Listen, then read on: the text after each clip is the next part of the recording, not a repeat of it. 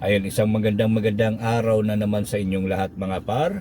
Sana ay nasa maayos at mabuti po kayong kalagayan. So, natapos na nga kahapon or kagabi ang pinakahuling oral argument regarding sa paglilipat ng pondo or paglipat ng pondo ng PhilHealth mga par.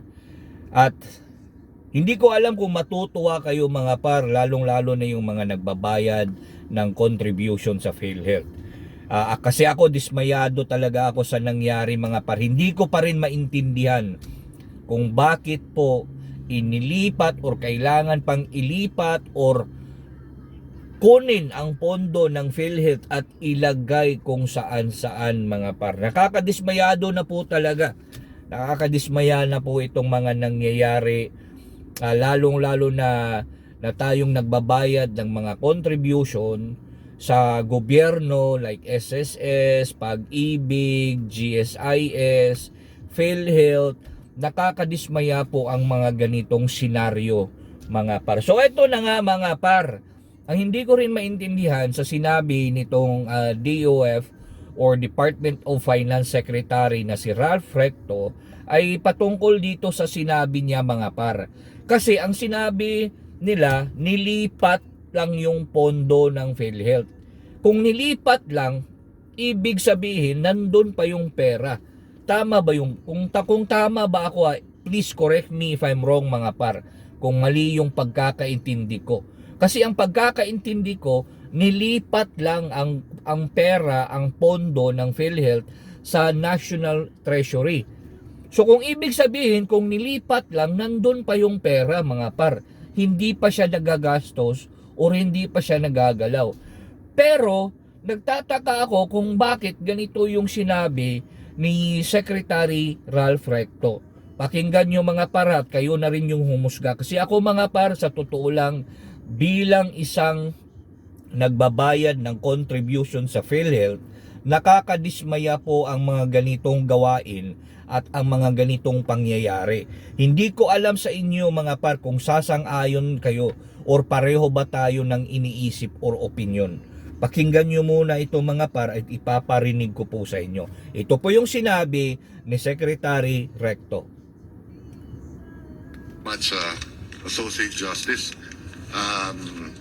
There is another GOCC that did remit to the National Treasury, and this is the PDIC, roughly about 104 billion. We could submit to the court the list of projects that that remittance was funded, including the Salary Standardization Law 6 for government employees. Now, having said that, Mr. Brian, I think your last question was, will the government comply with a ruling of the Supreme Court? Yes, and what will happen to the government? Yes. After that? Naturally, if the government were to tell the executive to return the money, we will include that in the National Expenditure Program for 2026. But having said that, assuming if the ruling were for 2025, that will add a fiscal pressure to our deficit. And that would entail us not hitting our deficit targets this year. And if we miss that, then we may not attain our coveted credit rating upgrade that we foresee in the next 18 months. Thank you, Secretary. Di ba? Mga par, klarong-klaro yung sinabi niya. Ang sinabi niya, kasi tinanong sila kung halimbawa magdidesisyon ang Supreme Court na ipapabalik. Ayun, hindi kasi ako Bisaya, banggog ko ba? Lisog kayo magtagalog, mga par, pasensyaan nyo na ako ha. Kaya kung magbisaya lang ko, pwede man, pero syempre. So ito yung sinabi, tinanong kasi siya mga par, kung sakali magdesisyon ang Supreme Court na ipapabalik yung pera, yung pondo na kinuha mga par sa PhilHealth, ano yung mangyayari? So ito yung sabi niya ni Secretary Recto. Again, klarong-klaro yun mga para. Sabi niya, kung magko-comply ba ang gobyerno, ibig sabihin itong administrasyon mga par sa desisyon ng Supreme Court. Sabi niya, yes, magko-comply, pero maibabalik nila yung pera sa 2026 pa. Nako, bakit? Bakit kailangan sa 2026 pa at hindi ngayon? Kasi nga mga par, ang pagkakaintindi ko, yung pondo ng PhilHealth ay nilipat lamang sa National Treasury or kung saan man. Nilipat lang. So kung nilipat lang, ibig sabihin mga par, hindi pa yun nagagamit o hindi pa yun nagagastos. Kung mali ako sa pagkakaintindi ko mga par, please correct me if I'm wrong. Pero para sa akin, ganun po yung pagkakaintindi ko. Nilipat lang muna sa National Treasury kasi hindi nga nagagamit daw. Hindi daw nagagamit yung pondo. So kapag nilipat, pwede mong ibalik kahit anong oras. Tama ba ako sa ano ko mga par? Pwede mong ibalik kasi nilipat mo lang eh. Transferred lang eh. Diba? So ibig sabihin, hindi mo pa ginastos. Hindi mo pa ginalaw yung pera, yung pondo. 'Di ba? Kaya kung ipababalik sa inyo ngayong taon na ito, bakit kailangan sa 2026 pa? Ito pa 'yun mga par. Ang rason niya kung bakit hindi maibabalik sa taong ito at kailangan sa 2026 pa ay magkakaroon daw ng problema sa deficit sa budget or pondo ng Pilipinas. O di ba? Naku naman. So ibig sabihin mga par, kung tama yung pagkakaintindi ko, wala na. Nagamit na siguro yung pera mga par. Nagamit na yung pondo ng PhilHealth. Kasi nga, maibabalik nila kung sakasakali mang magdesisyon ang Supreme Court na ipapabalik yung pondo ng PhilHealth na kinuha at nilipat, sa 2026 pa nila maibabalik yun sa PhilHealth mga par. Nako, next year pa, hindi ngayong taon na to. So ibig sabihin nga mga par, di ba? Nagamit na or nagastos na yung pondo. Kasi nga ang paliwanag ni Recto, uulitin ko yung paliwanag niya mga par ha, para papasabay-sabay nating mga par ha. O ito yung sabi niya. Yes, and what will happen to the government Yes. after that? Naturally, if the government were to tell the executive to return the money, we will include that in the National Expenditure Program for 2026.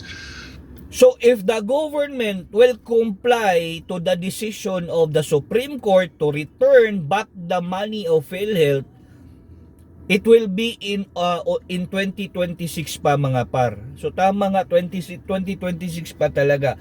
Kasi ang kanyang rason. But having said that, assuming if the ruling were for 2025, that will add a fiscal pressure to our deficit.